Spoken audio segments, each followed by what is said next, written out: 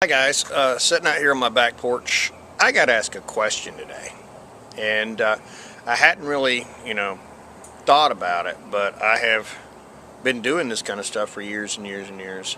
Um, I've been hunting and fishing most of my life, and I like to hunt, deer and hogs and birds and whatever else. There's just the plethora of game we have in South Georgia.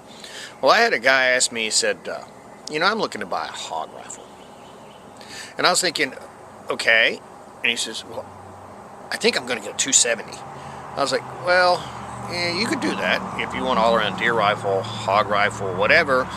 But realize that a 270 is a 30-06 class cartridge. So you're talking about a really, that's a full length, long action cartridge that's going to develop 3,000 plus feet a second with a decent bullet.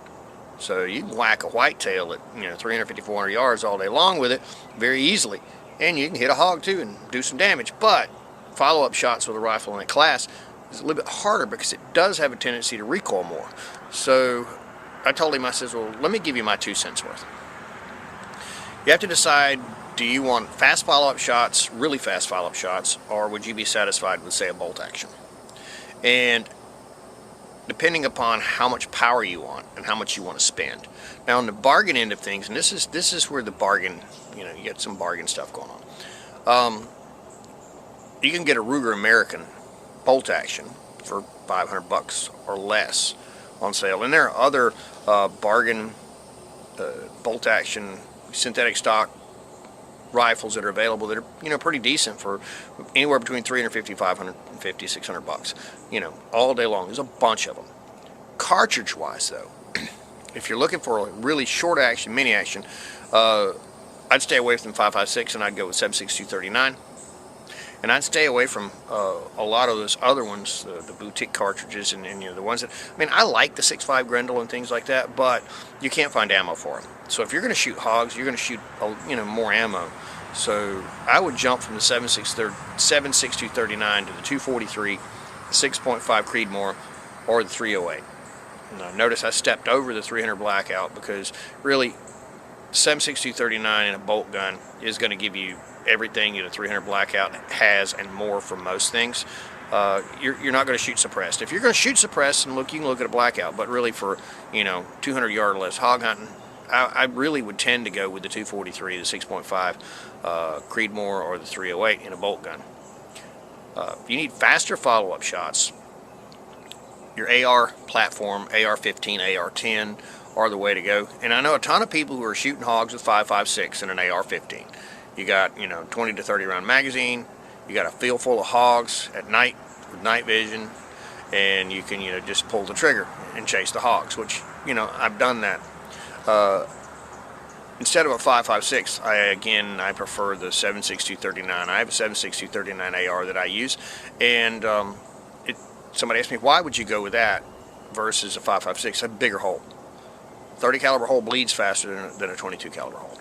So when you're shooting hog size animals, then I think the 7.62 39 to 150 yards, it's about 10% less than a 30-30. So it's got plenty of oomph.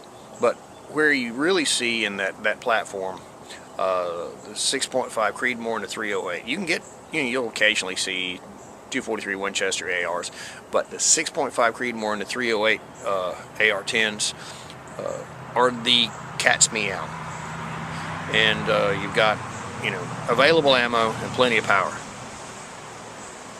That being said, I like the AR-15 because I like a little bit lighter rifle, and I'm not going to go range. And there's plenty of 7.62 39 ammo out there, and there's plenty of 5.56 ammo. So if you end up using a 5.56, it'll work just fine.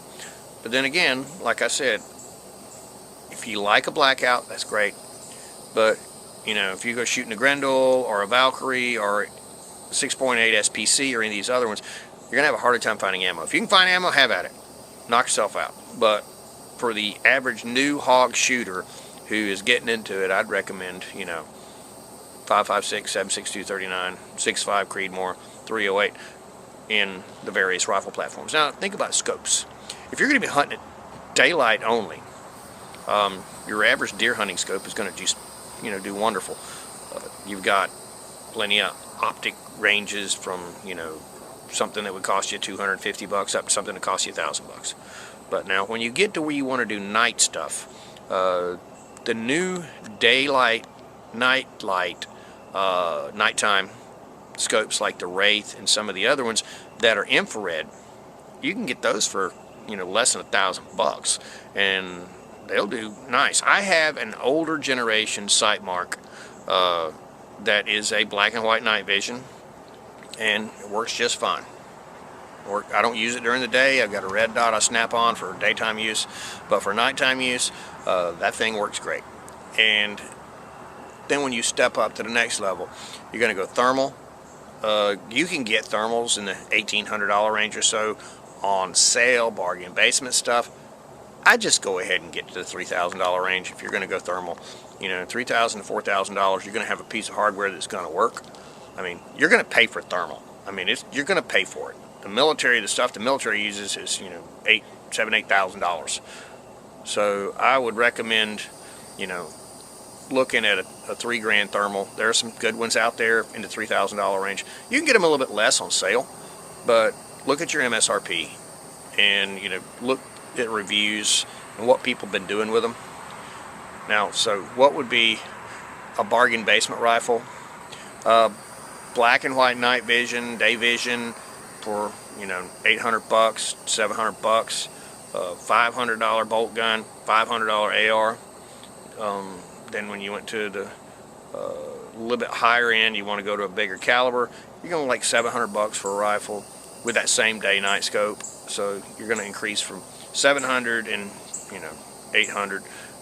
So $1,600 versus, you know, roughly $1,000 for $1,200 or so for a scope. So you're going to increase it, but you're increasing from an AR-10 platform up to an AR-10 platform versus an AR-15 platform.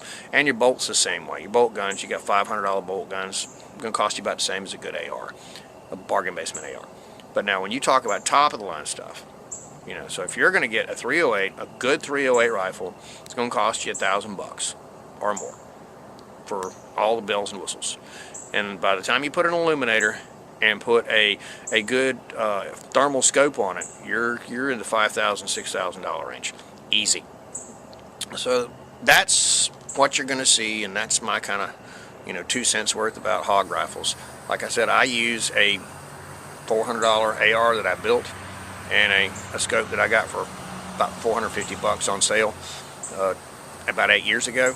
Still works fine, but you know, your mileage may vary, and I just tell you, go try out a bunch of stuff. Go see your friends that are hog hunting, talk to them and see what they're using, and look at their gear.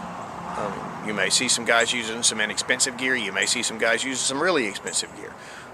Go look at it, go try it out, you know, go to stores and have them show you what they've got, and watch for rebates and sales and see if you can save a few bucks. But you know, it's all good. Hogs are a nuisance. They're all over the South, and we really want them gone, and I try to do my part to eradicate as many of them every year as I can, because they're just a mess. They just tear up food plots, peanut fields, and everything else, and they're not nice. So I hope you've enjoyed this little talk about hog rifles and what my 2 cents are on those things, and I hope you have a marvelous evening.